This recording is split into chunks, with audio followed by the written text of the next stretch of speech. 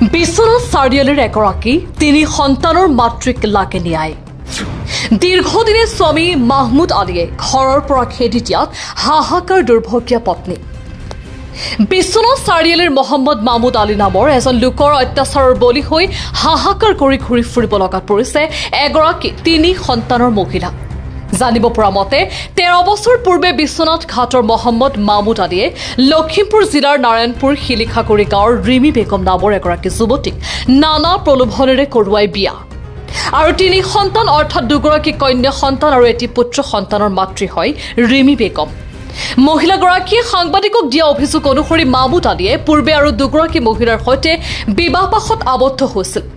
কিন্তু মাহমুদ আলীয়ে ৰিমি বেগমক আগতে বিয়া নপতা বুলি মিছা মাতি দীৰ্ঘদিনে বিষয়টো লুকুৱাই ৰাখিছিল যদিও অৱশেষত পূৰ্বৰ মহিলাৰ পৰা জানিব পাৰি কিছু মনোমালিন্য হোৱাত ৰিমি বেগমক ঘৰৰ পৰা স্বামী মাহমুদে খেদি দিয়ে,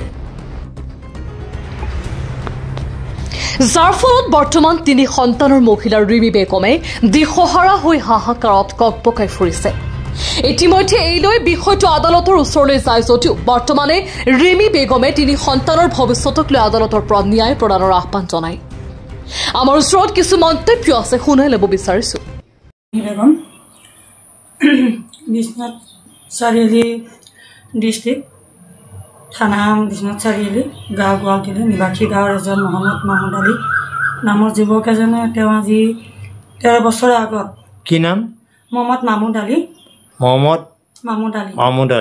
নামৰ যুৱকজনে মোক আজি ক্লাছ 10ত পঢ়ি থাকোঁতে তেওঁ মোক প্ৰতাৰণা কৰি তেওঁ মিছা কথা ভাবুকি দি বিয়া পতা না বুলি কৈ মোক তেওঁ দুজনী পৰিবাৰ থাকোঁতেও তেওঁ মোক লৈ গৈছিল। কিন্তু এইখিনি মই জনা নাছিলোঁ যে দুগৰাকী পৰিবাৰ আছিল। দুগৰাকী আছিল আগতে দুগৰাকী আছিল হয়।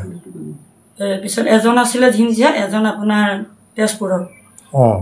কিন্তু মোৰ এতিয়া বিয়া পতা 13 বছৰ হ'ল। 13 বছৰ মই যিখিনি কষ্টত ভুগিবলগীয়া হ'ল তেলত সেইখিনি ক'লে হয়তো আপোনালোকৰ চকুৰ পানী ওলাব।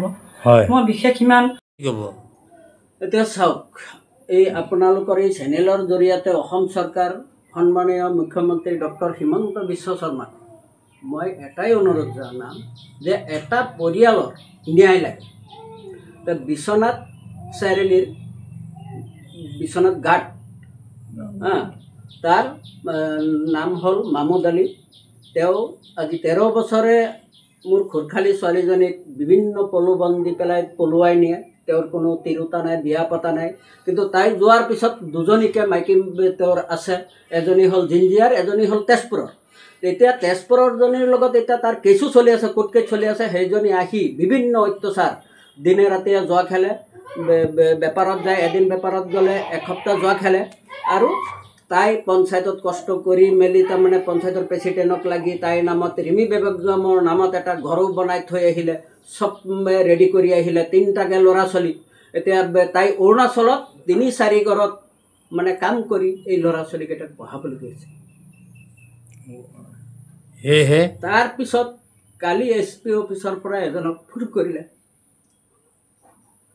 যে জলিল আহমেদ আৰু ৰিমি বেগম SP অফিচত আহিব লাগে বিশ্বনাথ চাৰিআলি। তাৰমানে সেইটো এটা সি ভাবুকি দিয়ালে।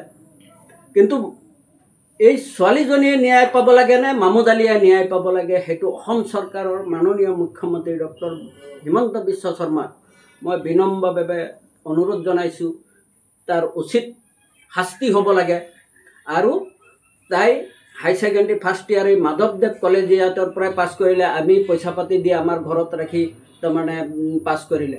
কিন্তু লাহে লাহে সেই তেজপুৰৰজনী এতিয়া আহি পেলাই তাইৰ আগত দুজনী ছোৱালী আছে, সেইজনীৰ ভাগৰ সেই 3জনী মাক জীয়েকে মিলি তাইক অত্যাচাৰ কৰে, টেটু চেপা দিয়ে। নাৰায়ণপুৰৰ পৰা গোপাল গোৱালৰ ৰিপৰ্ট, সুহানা লাইভ।